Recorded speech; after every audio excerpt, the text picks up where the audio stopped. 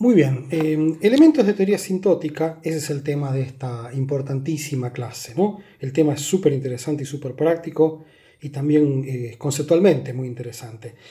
Algunos aspectos preliminares son cosas que yo opino que ustedes tienen que haber visto en algún curso, algunas se las recuerdo. La primera que les pedí que repasen es la idea del límite de una sucesión de números reales, ¿no? Les recuerdo, un número real A va a ser el límite de una sucesión de números reales xn si para todo número real epsilon estrictamente mayor que 0 existe un natural que se llama n mayúscula, tal que para todo n minúscula mayor o igual que ese natural, esto que está acá es cierto. Creo que ni tengo ganas de discutir esto, o sea, francamente es aquello que tienen que haber visto en un buen curso de cálculo. Acá lo que les pido por favor es que sean formales con esto, ¿no? Están muy bien las intuiciones, pero acá lo que paga es que uno entienda con detalle ciertos formalismos. Así que les dejo con la tarea de chequear esto donde lo hayan visto en algún momento. Quizás lo que no han visto con detalle es qué significa que una sucesión de funciones converja a una función límite. Para esta parte del curso necesitamos una noción muy simple de convergencia de funciones, que es lo que se llama convergencia puntual o convergencia punto a punto. Más adelante vamos a necesitar otro tipo de convergencia, que es la idea de convergencia uniforme. En este caso, entonces, f de nx, ahí estamos. Esto que está acá es una sucesión de funciones, todas con el mismo dominio y codominio. Y vamos a decir que f de x, que es una función, va a ser el límite punto a punto, el límite puntual de esta sucesión de funciones si esta aseveración que está acá es cierta. ¿Está bien? Para todo x del dominio. Déjenme que les haga un dibujito así medio chapucero para que vean qué está pasando acá. ¿Está bien? Acá tenemos x. ¿Está bien? Y esta podría ser una de las funciones. ¿Está bien? Por ejemplo, f1. Y esta podría ser, yo que sé, otra. Se me ocurre esto, che. f2. ¿Está bien? Esta podría ser, por ejemplo, fn. ¿Está bien? Y esta función que está acá va a ser el límite. ¿Está bien? Que es f de x. ¿Está bien? Entonces, ¿qué es lo que estamos diciendo con convergencia puntual? La siguiente cosa. Que si nosotros tomamos cualquier número, por ejemplo uno que se llama x1, ¿está bien? Y computamos esta sucesión, o sea, f, los f's de todos los valores de las funciones en la sucesión, computados en x1, se me borroche. Entonces, esta sucesión converge a este número, ¿está bien? Que es f de x1. Y lo que tiene que ser cierto es que esta cuentita que sacamos vale para cualquier punto del dominio. Por ejemplo, si nos paramos en x2 y hacemos lo mismo, esta sucesión tiene que converger a este límite. ¿Está bien? O sea, en definitiva, esta noción de convergencia, esto que está acá es cada una de estas funciones que está acá es un elemento de la sucesión, esto que está acá es una sucesión de funciones y esta función que está acá es la función límite que se le llama. ¿Está bien? Esta es una idea muy importante. Muy bien, déjenme seguir entregando. La otra cosa que tienen que haber traído de un curso básico de estadística es la idea de una función de distribución acumulada. Vamos a decir que si y es una variable aleatoria real, su función de distribución acumulada es la siguiente función. Es una función que va de los reales a 0, 1, que lo único que hace es decir cuánto vale la probabilidad de que la variable aleatoria y mayúscula sea menor o igual que el número y minúscula. Acá no me confundan, gordura con hinchazón. Esto que está acá es una variable aleatoria y esto que está acá es una realización de una variable aleatoria.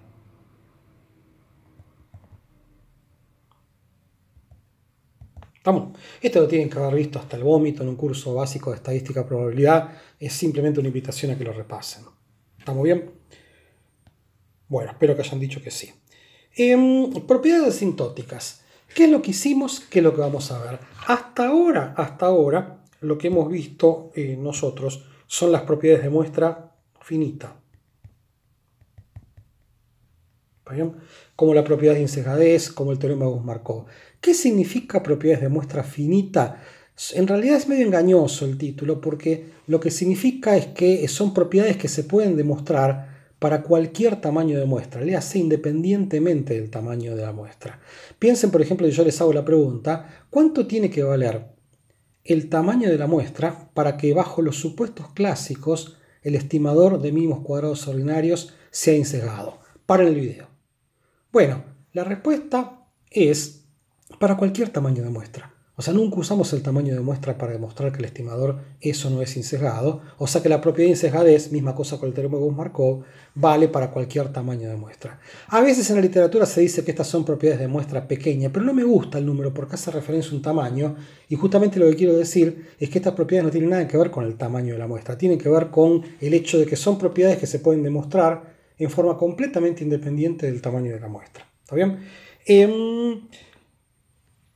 ¿Cuál es el problema con estas propiedades? Como la propiedad de insesgadez, el teorema de Gauss-Markov, es que para establecer esas propiedades hace falta hablar de un contexto bastante limitado. Los invito a recordar qué es lo que pasó con la demostración de insesgadez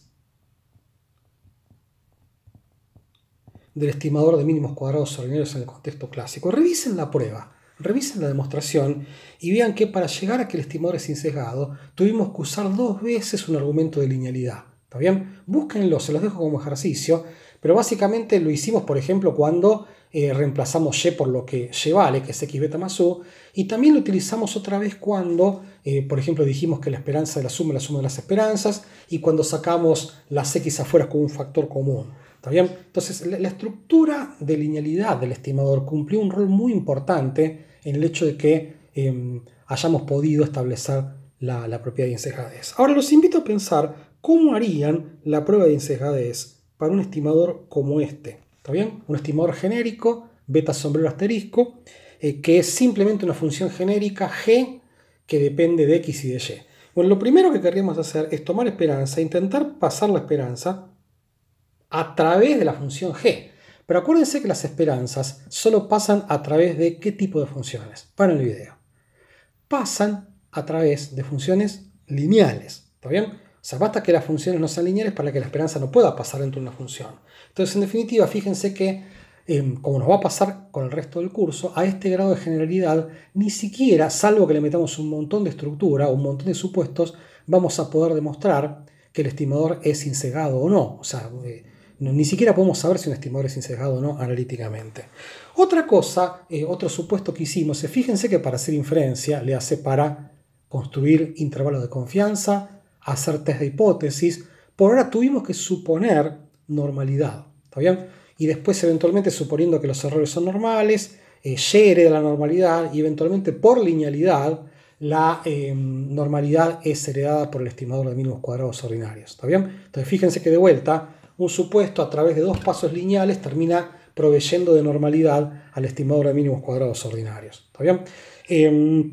De vuelta, una vez que nos movamos a estimadores que son más genéricos, va a ser mucho más difícil hacer ese tipo de supuestos. Entonces, en definitiva, el marco de muestras finitas, ¿está bien?, es un marco muy limitado. Una vez que nos movamos afuera o de modelos no lineales o de estimadores no lineales, va a ser prácticamente imposible deducir ciertas propiedades básicas como la mera propiedad de insesgadez.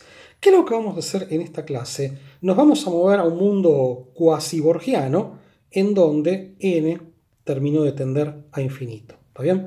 O sea, las propiedades asintóticas se refieren a propiedades de estimadores que se pueden verificar cuando el tamaño de la muestra terminó de tender a infinito. La pregunta que yo quiero que se hagan durante toda esta clase y de acá hasta que termine el curso es ¿por qué uno va a querer convocar a un contexto tan irrealista como uno en donde uno tiene infinitos datos? Vamos a ver el día que tome el curso de Big Data que ni siquiera bajo el paradigma de Big Data uno tiene todos los datos, pero en definitiva la pregunta que tienen que hacerse es ¿para qué me sirve este? ¿Por qué estamos estudiando esto que en la práctica nunca se verifica? A mi juicio, el tipo de postura que tengan, este es mi perro haciendo quilombo con la llave, a mi juicio, el tipo de postura que ustedes tengan en relación a esa tensión a mi juicio divide a los chicos de los grandes. Es un enorme salto de calidad intelectual cuando uno puede posicionarse con respecto a la relevancia del análisis asintótico. Vamos a ver, voy a intentar convencerlos que este marco irrealista es útil. ¿Qué significa eso? Que estas propiedades, que son bastante fáciles de verificar en contextos no lineales, etcétera, etcétera, son propiedades que, si bien valen exactamente en infinito, son útiles aun cuando el tamaño de la muestra es finito y hasta bastante pequeño, ¿no? O sea, trivialmente bastante lejos del infinito. Entonces, en definitiva, nos va a pasar recurrentemente que el análisis asintótico es simplemente una aproximación útil. El trabajo de la estadística es justamente esa tensión entre lo bueno y lo malo, lo útil y lo inútil. El análisis asintótico es algo que en la práctica está entre comillas mal. ¿Por qué? Porque no hay infinitos datos, pero es útil. ¿Está bien? Entonces, ese es el objetivo de la clase de hoy y es lo que vamos a ver en los otros videos.